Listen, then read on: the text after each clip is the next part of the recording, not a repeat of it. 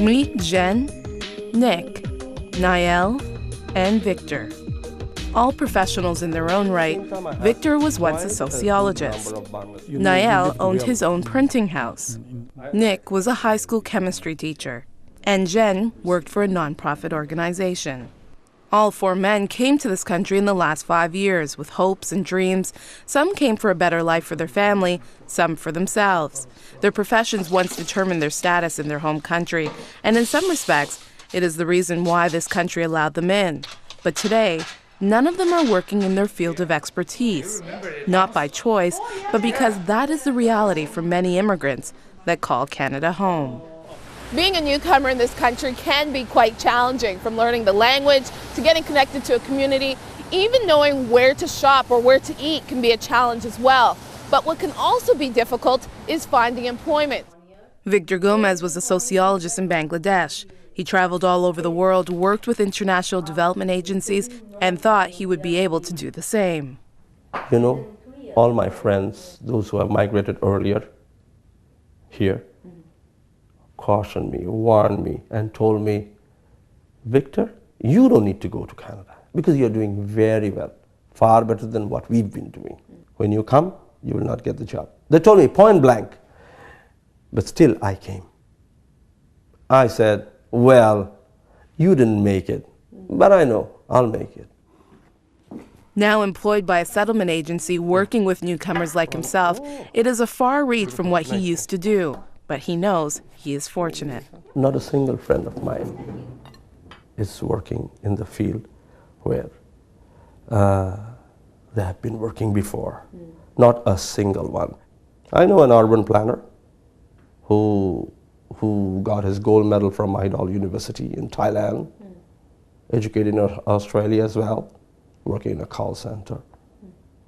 I know an economist, a woman, who is working in the Tim Hortons for the last 2 years. In a recent Statistics Canada survey, the unemployment rate for immigrants who have been in Canada for less than 5 years was at almost 12%, more than double the rate of the Canadian-born population.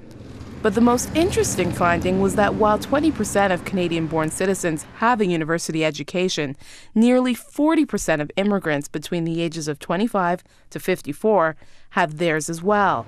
But immigrants are still more likely to work in the manufacturing industry than in their professional field. So these are some questions. That's where parachurch agencies like the Salvation Army's Immigrants and Refugee Services and social agencies like Catholic Community Services come in. They both offer settlement programs to newcomers, helping them find employment and sharpening their skills for their new life in Canada. But they are aware of the systemic barriers that prevent some from finding employment in their field. The reality is that their dream doesn't always come true immediately. When they arrive in Canada, they cannot necessarily work in their field right away. One of the reasons for that is some professions are regulated. So there are professional associations and people have to be certified in their profession before they can practice.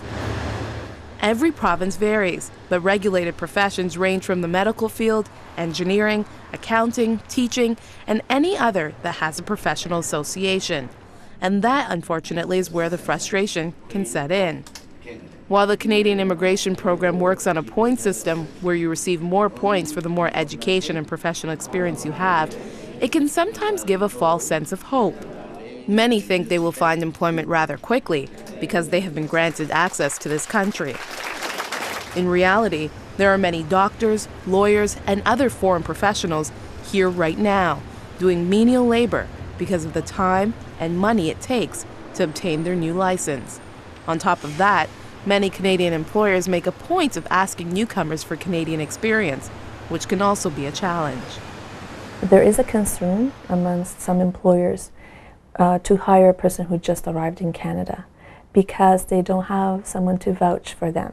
It's very difficult to check references. And, they would have to phone overseas and so forth. And so that presents a barrier often. That's Nick's story. A chemistry teacher in his native China for 20 years, when he moved his family here a few years ago, he knew his lack of English and regulation in his field would be a stumbling block in finding a teaching job.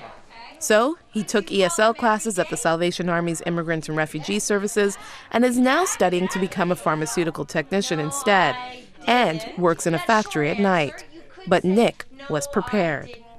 Yeah, different job, and doing the labor is hard for me. It's hard, but I think it's good for me. Maybe.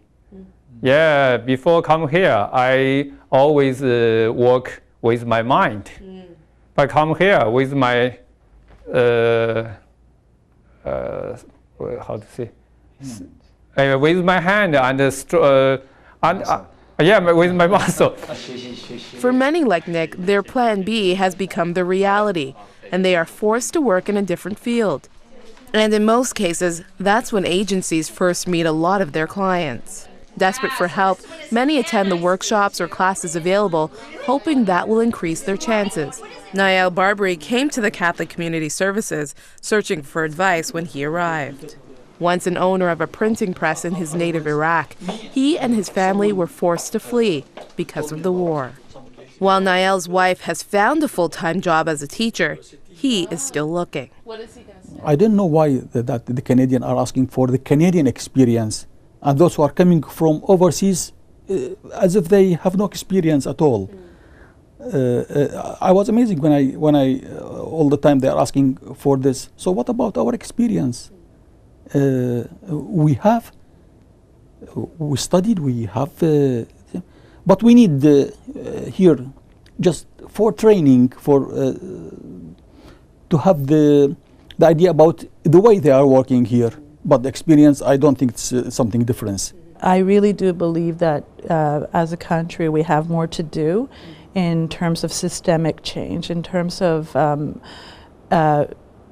not necessarily removing, but working with some of the barriers. So at an institutional level, for example, the people who come to Canada at this point are more highly educated on average than the average Canadian-born person.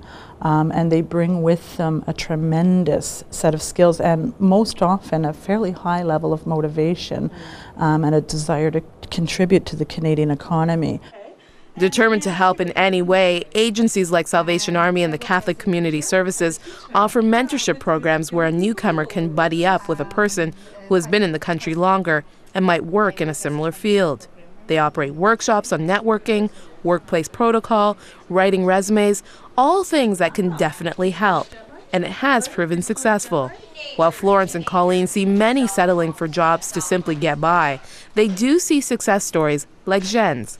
A native of China, he worked for a nonprofit organization in Beijing and came here 4 years ago. In my case that I sent out, like many others, read my resumes to different organizations, foundations, charity organizations. Well, there's no reply. He came here to the Salvation Army's Immigrants and Refugee Services, where he ended up volunteering, networking, and using all the skills he was taught. And there is an opening position here, and then I submitted my resume, and I got some references from the pastors from different churches and among the Salvation Army churches here, and then I finally got it. And even though both agencies are open to all who come through their doors, Florence says the Salvation Army is especially motivated by their faith in Jesus. There are numerous examples in the Bible where we are to serve the stranger.